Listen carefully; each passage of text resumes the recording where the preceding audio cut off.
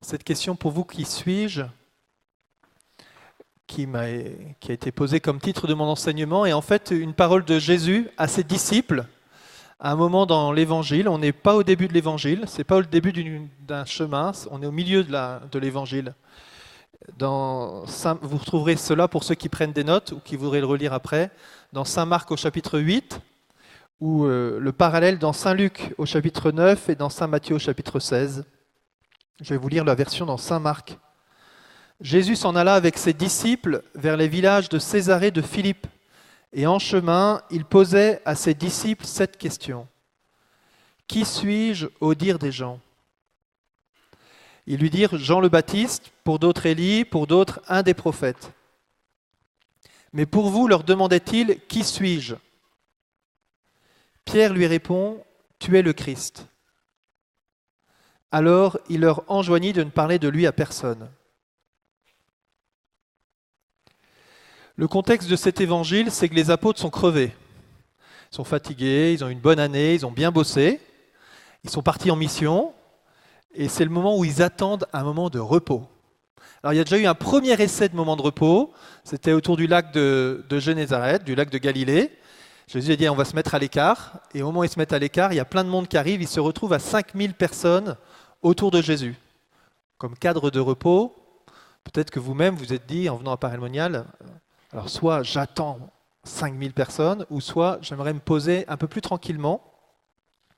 En tout cas, ça n'a pas été forcément un temps de repos pour eux. Ça a quand même été ce moment-là un moment fort, puisque c'était le moment de la multiplication des pains, c'est le moment où Jésus a enseigné aux foules, c'est le moment où il a eu compassion. Les apôtres ont vu cette attitude de Christ pour toute cette foule qui était autour de lui, qu'il ne connaissait pas. Voilà, il était plein de compassion pour eux, parce qu'ils étaient comme des brebis sans berger. Et ils ont vu ce geste de la multiplication des pains. Ils n'avaient pas vu ça de leur vie. Donner la foule à manger à 5000 personnes avec 5 pains et 2 poissons. Vous connaissez l'Évangile. Alors vous venez ici, c'est un nouveau cadre de repos. Effectivement, on peut être aussi assez nombreux. Et Jésus, justement, ici, la première grâce de Paray-le-Monial, c'est de se reposer. Jésus va dire à Marguerite Marie, dit, pardon, « Il me fit reposer sur mon cœur. » Sur son cœur, pardon. Il me fit reposer sur son cœur. L'enjeu premier ici, c'est de se reposer, et ça va être de se reposer aussi avec une foule, et peut-être à découvrir, vous aussi, des lieux forts comme l'Eucharistie qu'on vient de célébrer, qui est vraiment le lieu du repos. Alors cette première initiative ne marche pas, et du coup, ils vont partir vers un autre endroit un peu plus loin, ils vont monter au nord, à la frontière nord d'Israël, et ils vont arriver à Césarée de Philippe, justement dans cette région, et là ils seront un peu plus à l'écart, et Jésus va reprendre ce temps. On peut dire que c'est un cadre sympathique, on est aux sources du Jourdain, on voit justement les fleuves d'eau vive qui jaillissent à cet endroit-là, c'est pas un petit filet d'eau, il y a vraiment ce jaillissement, c'est assez sympathique. Et en même temps, le cadre de Césarée de Philippe, Banignas aujourd'hui, c'est le lieu où il y a un culte païen, qui est le culte au dieu Pan. Pan en grec, ça veut dire tout. C'est le lieu des idoles, quoi. Et c'est dans ce contexte-là que Jésus va poser la question à ses disciples, pour vous, qui suis-je ? Au milieu de toutes ces divinités, au milieu de tous ces dieux qui vous entourent, là, ça fait un petit moment qu'on chemine ensemble, pour vous, qui suis-je ? Alors nous, on n'est pas, a priori, on n'est pas dans une ville marquée par ces divinités païennes, au contraire, vous êtes à Paray, et les fleuves d'eau vive, c'est peut-être pas la Bourbince ni le canal, je ne vous invite pas forcément à y plonger, mais on a une autre source d'eau vive ici, c'est le cœur de Jésus. Voilà, avec ce jaillissement, ce qui jaillit de son cœur, cette eau vive qui jaillit de son cœur, on l'a entendu pendant l'oraison de la messe à la préface. Voilà, ces sources d'eau vive qui jaillissent du cœur de Jésus. Et c'est le lieu sûrement où on sera invité à se rafraîchir. Le lieu ce qui jaillit du cœur de Jésus, c'est sa miséricorde.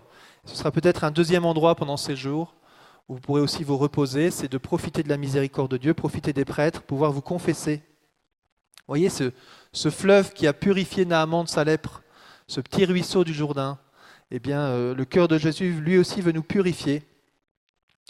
Alors, un troisième détail dans cet évangile qui a été choisi, on ne le voit pas dans l'évangile que je vous ai lu dans Marc 8, mais on le retrouve dans Saint Luc au chapitre 9, c'est qu'on dit que Jésus était en train de prier avant de parler à ses disciples. Jésus priait pour ce temps. qu'ils vont avoir. Alors vous êtes venus plus ou moins volontaires, plus ou moins motivés, avec une grande attente ou plein de questions. Et je vous invite à prendre peut-être conscience que Dieu prie pour ce rendez-vous. En fait, Dieu, il n'a pas envie qu'on plante ce moment-là, quoi. Et depuis un petit moment, il se dit, ils arrivent à pareil là, ou il arrive à pareil, elle arrive à pareil, et j'aimerais pouvoir transformer ce que je veux faire. Alors ça va être des questions assez fortes que le Christ va poser à ses disciples. Quand Jésus pose une question, c'est pas pour lui-même, vous voyez, c'est pour les apôtres.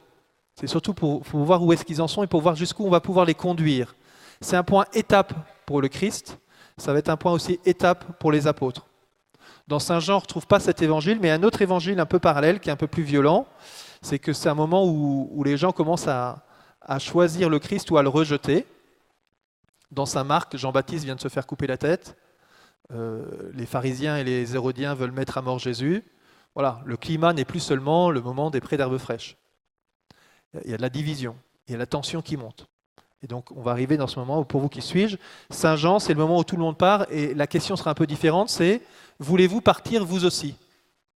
Alors peut-être que pour certains, il y a cette tentation, « Oui, moi je suis volontaire pour partir. » Voilà, eh bien, Saint Pierre aura une autre réponse qui sera « À qui irions-nous? Tu as les paroles de la vie éternelle. » Au fond, à qui irais-je? Si je pars, je vais pourquoi? Voilà. L'enjeu de ces questionnements, je pense que c'est une question importante, parce que suivant la réponse que vous donnerez, on a dit que le Père Benoît allait dire qui est le Christ pour lui. Non, non, non, non. Moi, je suis là pour vous conduire à ce que vous puissiez dire qui est le Christ pour vous. C'est pas à moi de répondre à la question, c'est à vous. D'accord, c'est facile, hein, c'est cool pour moi. Voilà. Mais l'enjeu, c'est que vous puissiez dire, en fait, Seigneur, qui tu es pour moi. Et à la fin de cet évangile, eh bien, on ne le voit pas chez saint Marc, mais on le lit chez saint Matthieu.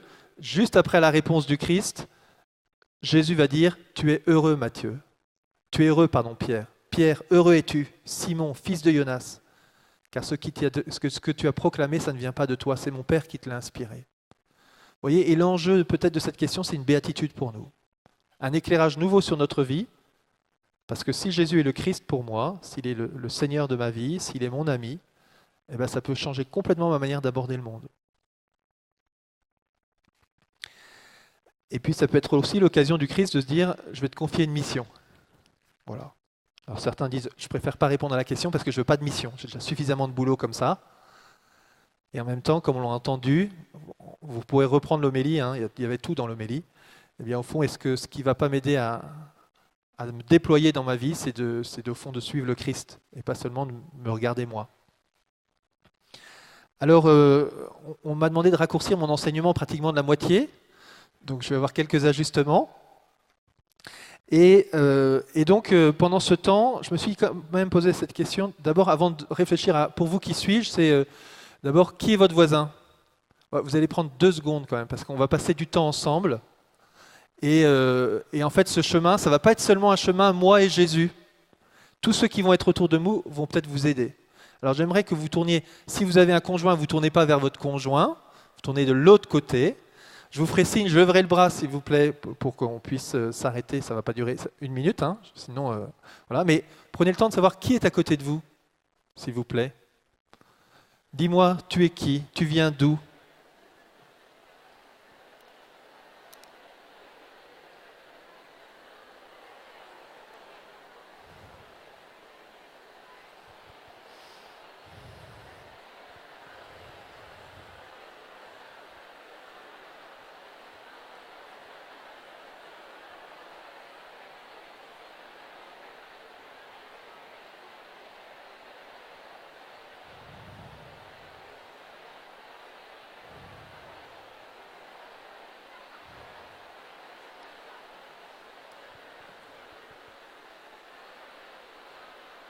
Ça y est? Merci.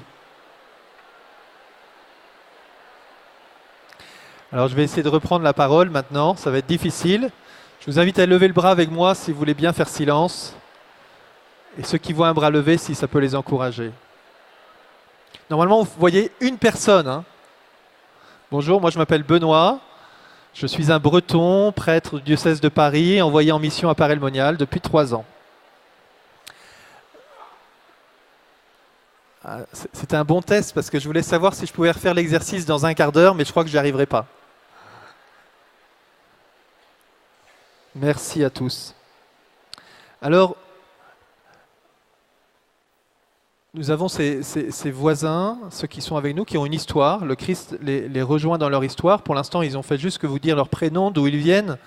Et peut-être qu'ils pourraient vous répondre, est-ce qu'ils connaissent Jésus? Est-ce que vous connaissez Jésus? Pas, non, non, non, non.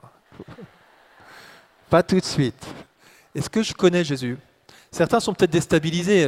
La question, c'est pour vous, qui suis-je? Je n'ai pas fait de caté depuis très longtemps. Alors, heureusement, il y a un parcours là. Je vais peut-être me diriger vers ce parcours-là pour donner quelques références à Jésus, à qui est Jésus pour moi. Mon caté peut être un peu loin. Et donc, on pourrait distinguer, il y a peut-être la distinction de ceux qui sont déjà venus apparaître, ceux qui ne sont pas venus apparaître. Mais il y a une distinction plus profonde, c'est peut-être qui est-ce qui connaît Jésus et qui est-ce qui ne connaît pas Jésus. Et dans cette question de la connaissance de Jésus, il me semble qu'au fond, celui qui connaît Jésus doit répondre « Je ne connais pas Jésus ». Et que celui qui pense peut-être connaître Jésus, c'est celui peut-être qui ne le connaît pas. Vous voyez, on peut dire « Moi, Jésus, je le connais, je fais du caté, il est né en l'an 0, bon voilà, c'est une histoire. » Et en fait, plus on avance avec le Christ, plus je peux dire « Je ne connais pas ». Le Christ. En fait, il me dépasse. J'ai perçu des choses, je connais, oui, il y a des choses que je connais sur Jésus. Mais qui est Jésus profondément? Je suis loin de pouvoir en avoir fait le tour. Alors je vais te donner une expérience, une compréhension, mais elle est loin d'être complète. J'aimerais vous redonner ça à chacun d'entre vous, que vous soyez ici depuis longtemps ou pour une première fois. Vous pouvez être vraiment à l'aise, parce que ceux qui sont à côté de vous, au fond, ils ont encore beaucoup à découvrir du Seigneur. Donc on est un peu tous dans la même dynamique.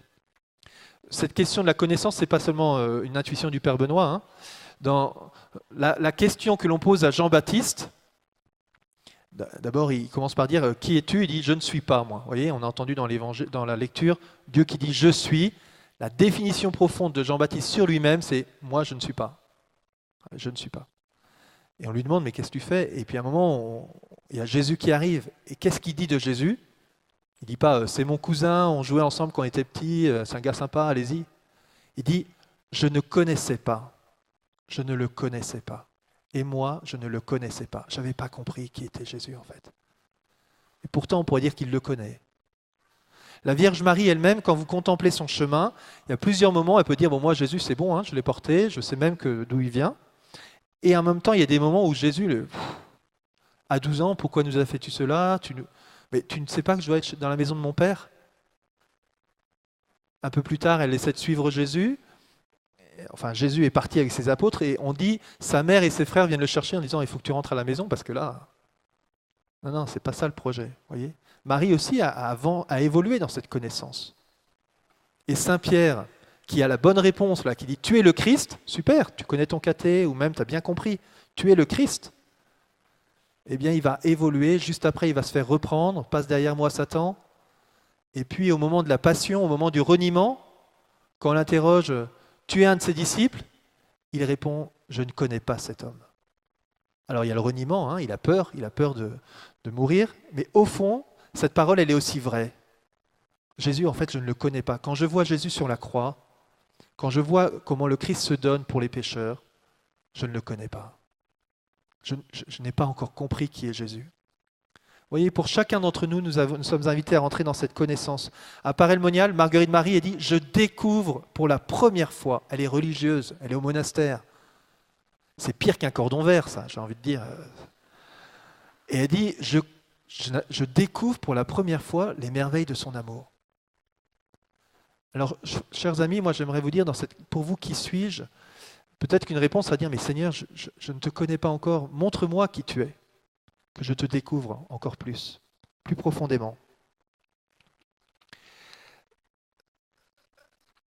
Maintenant, pour répondre à cette question, pour vous, qui suis-je, dans l'Évangile, eh bien, on pose la question, d'abord, Jésus leur pose la question, qui suis-je au dire des gens?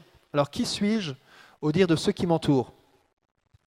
Alors, pendant cette session, c'est pas mal, parce que vous pourrez répondre à cette question assez facilement. Là, on ne va pas le faire maintenant, j'aimerais bien, mais je crois que c'est un peu limité. Vous demandez à votre voisin, vous pourrez le faire à la fin de mon enseignement. En fait, qui est Jésus pour vous, hein?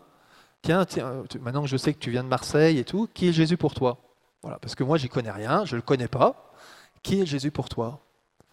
et profiter de tous ces moments. On a dit de ne pas passer en surface. Est-ce que la discussion à table va être sur la qualité du purée saucisse, ou de se dire, tiens, j'ai devant moi quelqu'un, c'est qui Jésus pour vous? Et voilà, je ne vous connais pas, et en même temps, j'aimerais bien découvrir un peu. C'est qui? Moi, oui, prenez ces temps d'échange. J'ai une bonne nouvelle à vous dire. Vous avez remarqué, il y a des cordons verts. En fait, les cordons verts, c'est des gens hyper timides, qui ont découvert quand même quelque chose sur Jésus, mais ils n'osent pas le dire. Non, mais vous avez qu'à leur demander, ils n'ont pas envie. Si on vous dit, tiens, ce soir, il y en a qui auraient un petit témoignage pour la veillée, tout ça. J'ai un autre service. Eh bien, en fait, quand vous les croiserez, vous pourrez leur dire, c'est quoi votre témoignage à vous? Et en fait, ils seront ravis de vous le donner, mais au départ, ils vont vous dire autre chose. Mais en one-to-one, ils sont très heureux. Donc, allez les voir et dites-leur, mais c'est quoi votre témoignage? Qu'est-ce que vous avez découvert de Jésus? Mais ça marche avec tout le monde. Que vous puissiez prendre ce temps de voir avec ceux qui vont vous entourer, les groupes de partage et tout ça, en fait, qu'est-ce que vous avez découvert, vous, de Jésus? Pour m'aider moi-même à pouvoir préciser ma phrase. Alors, on peut monter un échelon au-dessus aussi, à travers tous les témoins qui nous sont donnés. Vous savez, qui est-ce qu'on écoute? Qui nous parle de Jésus et qu'est-ce qu'on écoute? On écoute le gars qui vient de sortir de la rue, qui n'a jamais fait d'études ou tout ça, comme moi, par exemple. Vous écoutez un gars, mais... Ou est-ce qu'on va écouter un Saint Augustin, un Saint Thomas d'Aquin, un Benoît XVI, par exemple? Voilà, au bout d'une vie, ça fait 80 ans, 90 ans qui suivent le Christ. Qu'est-ce qu'ils ont découvert? Voilà. Vous voyez, tout l'héritage qu'on reçoit, je pense à Saint Augustin, vous voyez, souvent on se dit, ah mais est-ce que Dieu existe, est-ce que Dieu n'existe pas? Moi, je n'ai pas fait l'expérience et tout. Non mais regarde ce qui te précède quand même. Enfin, tu n'es pas le dernier qui vient de naître, on ne va pas tout recommencer depuis le départ. Il y a un héritage. Saint Claude la Colombière, que je vais prendre, dit cette parole-là un moment. Méprisez les tentations contre la foi. Si vous doutez que Dieu existe, méprisez les tentations contre la foi. Et songez que vous ne croyez que ce que tant de saints et tant de grands docteurs ont cru. Si vous dites, mais tu crois encore en Dieu, toi? Non, mais c'est ringard ton truc. Il dit, ouais, mais en fait, quand je regarde tous ceux qui ont cru avant moi, il y en a quand même quelques-uns.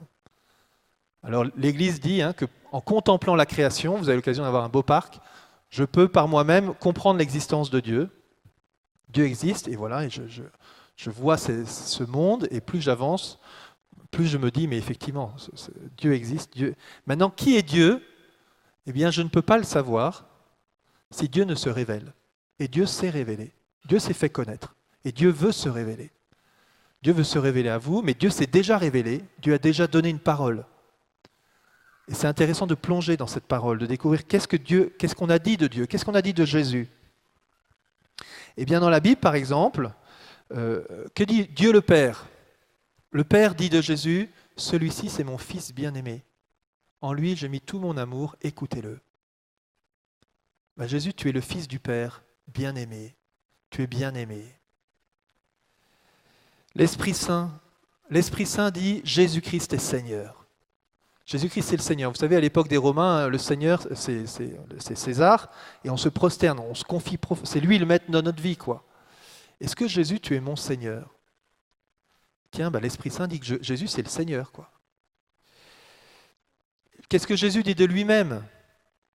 Je suis le bon pasteur, je suis la lumière du monde, je suis le chemin. Moi, je suis dans une impasse en ce moment. Moi, je suis le chemin. Je suis la vérité, je suis la vie. Je suis le pain de vie, je suis la résurrection. Je suis la porte des brebis, je suis la vigne véritable. Jean-Baptiste dit, lui, je ne suis pas, et après, il désigne Jésus, il dit, voici l'agneau de Dieu. Alors c'est une autre image, c'est plus compliqué, parce que lui, il a lu la Bible, donc quand on n'a pas lu la Bible, dire voici l'agneau de Dieu, se dire, on ne comprend pas bien. Quand on a lu la Bible, on se dit, ah, waouh, c'est énorme cette parole. C'est tellement énorme que les disciples laissent leur maître et vont voir Jésus, quoi. C'est bon, en fait, c'est pas toi qu'on suit, c'est l'autre. Voici l'agneau de Dieu. Jean-Baptiste, c'est une figure magnifique qui ne retient rien à lui-même. Parce que l'enjeu, c'est que je ramène à moi ou que je conduis à un autre. Voici l'agneau de Dieu. C'est lui que vous devez suivre. Voilà. Les parents, là, un jour, il faudra quand même dire à vos enfants, voici l'agneau de Dieu, c'est pas moi, hein. C'est lui qu'il faut suivre. Alors, contemplons Saint Pierre, tu es le Christ, le Fils du Dieu vivant. Saint Jean, il a écrit beaucoup de choses, donc voilà, il dit quand même, il rabâche un peu à la fin, hein. Il dit Dieu est amour, Dieu est amour, Dieu est amour. Alors on dit, ah, c'est mignon. Ouais, ça veut dire Dieu est amour. Alors on peut contempler leur vie, mais il y a les paroles qu'ils donnent, et puis, j'aime bien cette parole, regardez l'aboutissement de la vie qu'ils ont menée, toutes ces personnes. L'aboutissement de leur vie. Et est-ce qu'ils ne sont pas dignes de confiance et une invitation à les suivre? Alors, il y a une parole de Claude qui dit « Croyez-vous, pour nous-mêmes, comment on va suivre le Seigneur par rapport à cette déclaration, croyez-vous que le Seigneur voulut renouveler en nos jours les exemples de ces grandes âmes que nous admirons dans les premiers siècles de l'Église? J'attends la réponse que vous aurez la bonté de me faire après avoir recommandé l'affaire à notre Seigneur. » Alors je vous pose cette question-là. Est-ce que vous croyez que tous ces gens qui nous ont précédés, et notamment les premiers témoins, eh bien, Dieu veut continuer de le faire en vous? J'attends votre réponse. Après, non, pas une réponse rapide, là. Merci, je suis là depuis un quart d'heure, je sais déjà que je vais donner ma vie au Seigneur. Non, vous allez prendre le temps de réfléchir. Hein. Mais j'attends la réponse après avoir recommandé l'affaire à notre Seigneur. C'est-à-dire que vous allez prendre un temps dans la prairie, vous allez prier un petit peu. Et au fond, Seigneur, est-ce que je crois que ce feu qui a habité tous ceux qui nous ont précédés, eh bien tu le mets dans mon cœur. Et tu veux que je vive la même chose. Et que nous, on n'est pas à dire « Ah ouais, mais avant c'était mieux, c'était plus facile, c'était ceci, cela. » Ben non, c'était pas plus facile du tout. Hein. Bon. Alors, Claude donne ses petits conseils en disant en fait, dans notre vie chrétienne, il y a des moments, on voit bien, on a envie de suivre le bon Dieu et tout, et puis à un moment, on se plante quand même. Voilà. Des fois, on peut se dire, on va attendre le dernier jour pour vous dire, attention, vous pourriez peut-être vous planter pendant l'année et tout ça. Moi, je préfère vous dire dès le premier jour, attention, il y a peut-être des moments où on se casse la figure, pour que vous puissiez prendre 5 jours pour consolider un peu cela. Et donc, il s'interroge en disant, pourquoi est-ce qu'on n'arrive pas à suivre le bon Dieu, en fait? Et il donne des exemples en disant, en fait, on a du mal à discerner, on a du mal à voir Dieu dans notre vie, on a besoin de guides spirituels. On est pris aussi dans le monde. Il reprend la parabole du semeur. Voilà, sinon, on a peur. En fait, on a peur. On a peur de suivre le Seigneur, comme si suivre le bon Dieu, il pourrait y avoir un deuxième effet. Voyez. Le deuxième effet, c'est super devant, c'est super, mais derrière, bonjour la galère. Voyez. Et en fait, on a peur de ça. Et puis, il donne un autre exemple. Il dit, mais il y a un 5e obstacle qui arrête quelquefois certaines âmes sur le point de se rendre à la force de l'Évangile. Elles se sentent portées à quelques réformations de leur vie, à être plus réglées dans les exercices spirituels, voilà, mettre son temps de prière en place, je suis plus motivé, tout ça, dans l'occupation même de tout mon quotidien, mais elles craignent que cela ne les mène encore plus loin, et que si une fois elles s'engagent dans un commerce plus particulier avec Dieu, il leur fasse faire beaucoup plus de chemin qu'elles ne voudraient. Je pense que si je me mets à suivre le bon Dieu, il y a un risque qu'un jour je devienne cordon vert. Alors ça, vraiment, je n'ai pas envie du tout. Ça pourrait être la pire chose qui m'arrive dans ma vie. Alors je préfère pas aller plus loin. Est-ce que, en fait c'est le même exemple que je disais juste avant, hein. À peine avons-nous reçu, et là Saint Claude donne la réponse, en fait vous avez raison, parce que, chrétiens auditeurs, il faut avouer que notre Dieu n'a guère de bornes dans ses bienfaits. Aussitôt qu'il vous en a donné une grâce, il veut vous en donner une autre. Et donc, effectivement, si vous pensez que si vous commencez à suivre le Seigneur, il va prendre plus de choses dans votre vie, c'est vrai, c'est son désir. Il vous veut tout entier. Donc, Dieu est d'accord avec vous. Et, vous voyez, il écrit dans cette lettre à une femme qui s'est un peu plantée, une religieuse, je pense, qui lui écrit une lettre, et il répond dans cette lettre « J'étais très touché d'une vive douleur en lisant votre lettre. Ce n'est pas tant pour les fautes que vous avez faites. Ce qui m'a le plus affligé, c'est l'état pitoyable où je vois que ces fautes vous ont mises à cause du peu de confiance que vous avez en la bonté de Dieu et en la facilité amoureuse avec laquelle vous devriez savoir qu'il reçoit ceux qui l'ont le plus grièvement offensé. Bonté de Dieu facilité amoureuse dont le Seigneur veut vous rejoindre. Et est-ce que nous, ce terme de la bonté de Dieu, c'est dans nos critères? Alors je vais reprendre le temps de regarder plutôt Saint Claude dans tout ce chemin, parce que comme les apôtres, ce n'était pas le début de l'Évangile, ils ont déjà cheminé depuis 2 ans. Et Saint Claude la Colombière qu'on vous propose, vous retrouverez dans votre petit livret du pèlerin, là, au verso, quelques démarches qu'on vous proposera aussi de faire, que je vais déjà introduire. Saint Claude, c'est comme tous les saints, il y a eu un appel du Christ.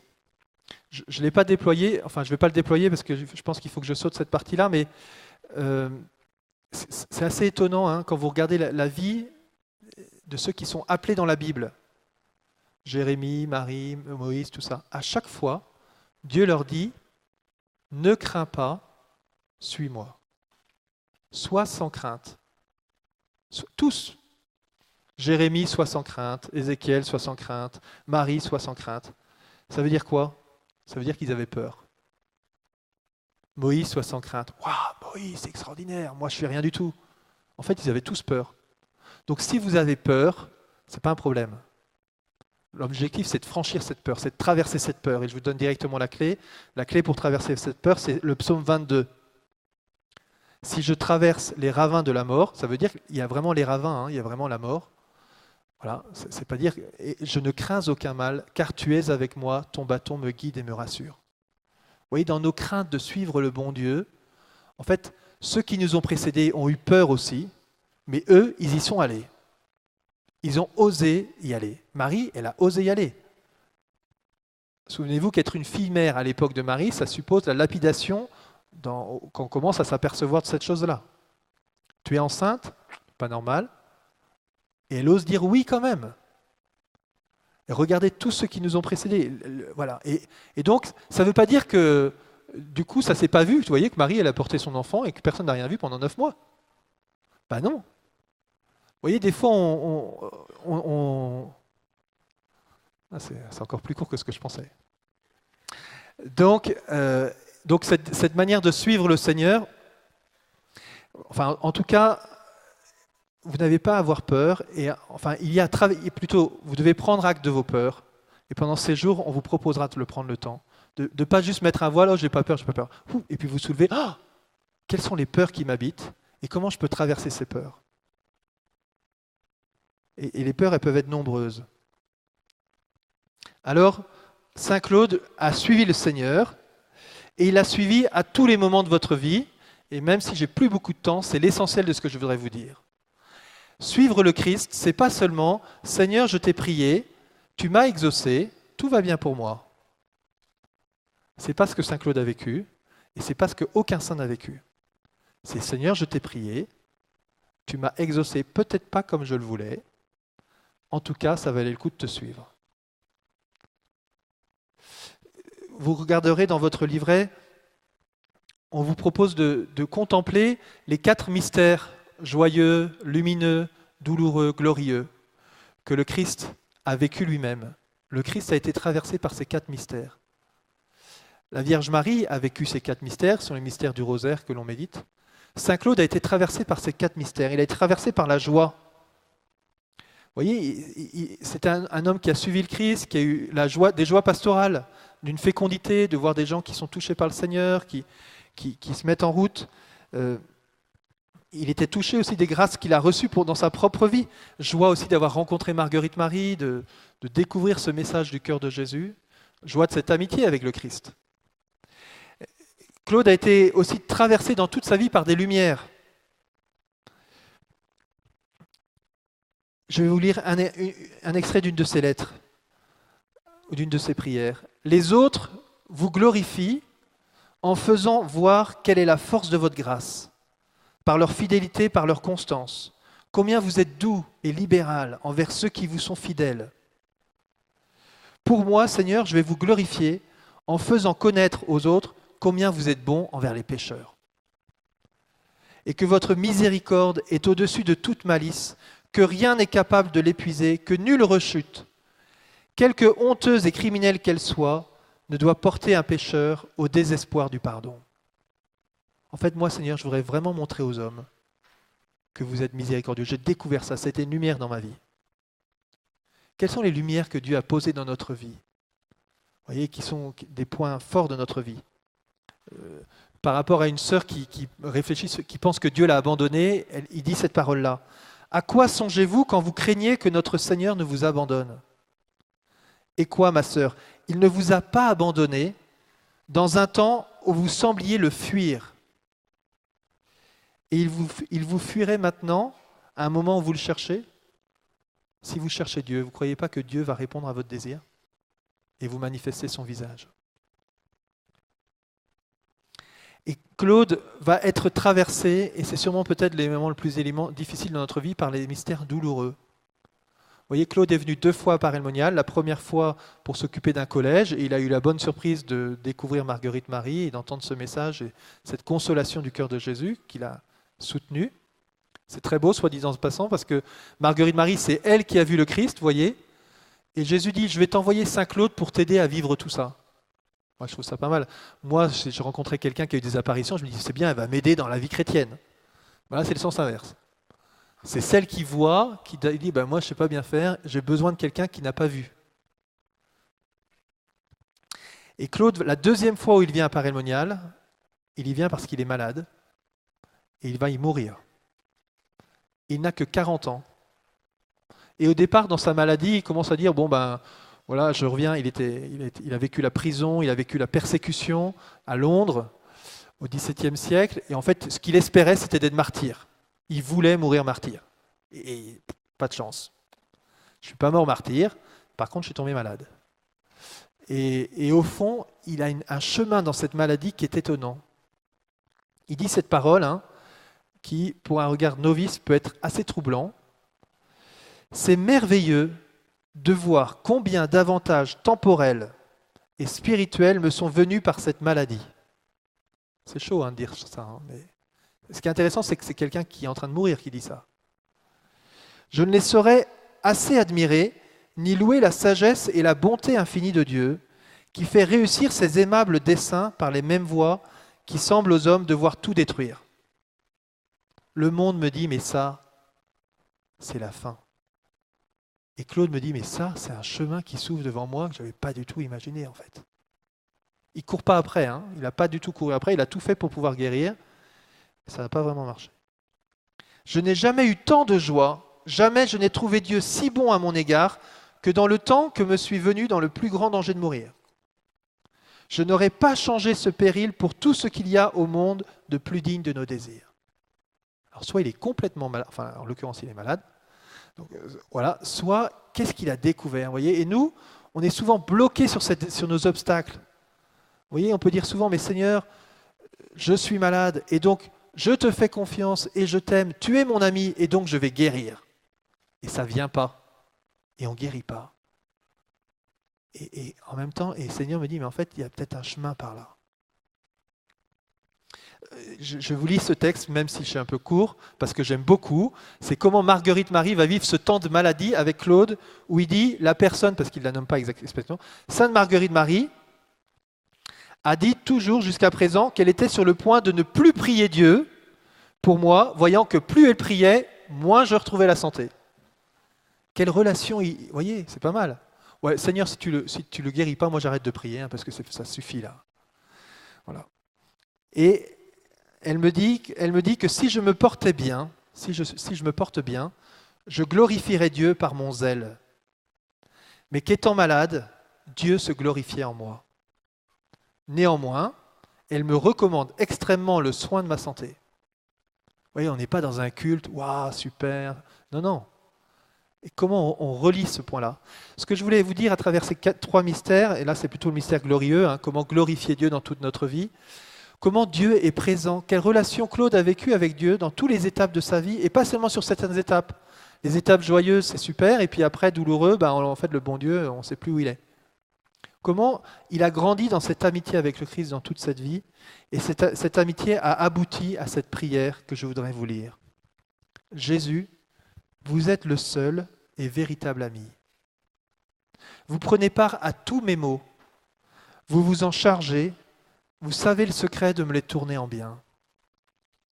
Vous m'écoutez avec bonté lorsque je vous raconte mes afflictions et vous ne manquez jamais de les adoucir. Je vous trouve toujours et en tout lieu. Vous ne vous éloignez jamais et si je suis obligé de changer de demeure, je ne laisse pas de vous trouver où je vais.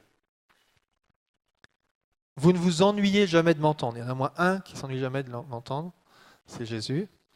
Vous ne vous lassez jamais de me faire du bien. Je suis assuré d'être aimé si je vous aime. Si je vous aime dans le sens, est-ce que je vais oser cette relation avec le bon Dieu?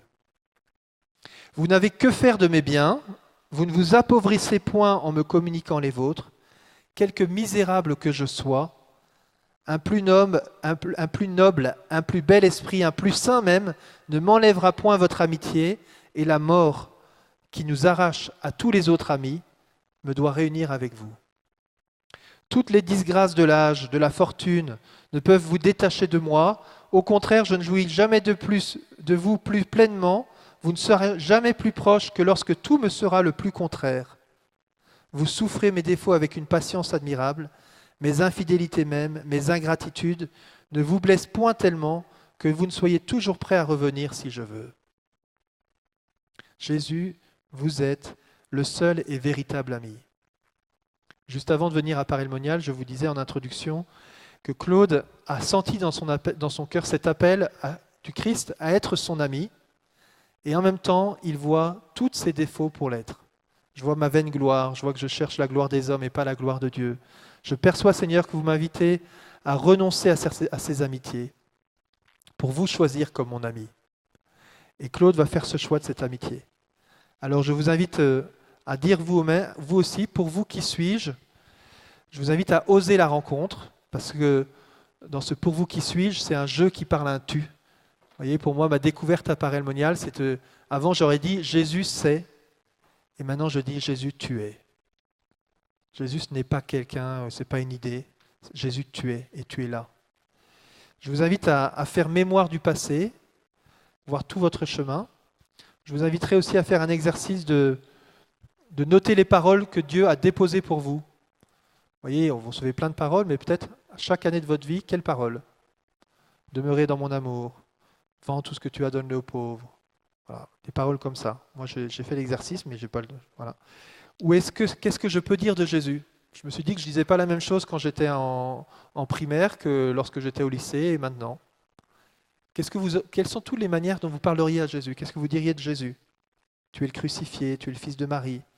Puis plus tard, tu es fidèle, tu m'envoies en mission. Tu es mon maître, mon Seigneur, tu es mon ami. Tu es mon Seigneur et mon Dieu. Enfin, qu'est-ce que Jésus dit de vous? Ce n'est pas dans la question, pour vous qui suis-je, mais je vous donne quand même cette parole de Jésus. Je ne vous appelle plus serviteur mais ami.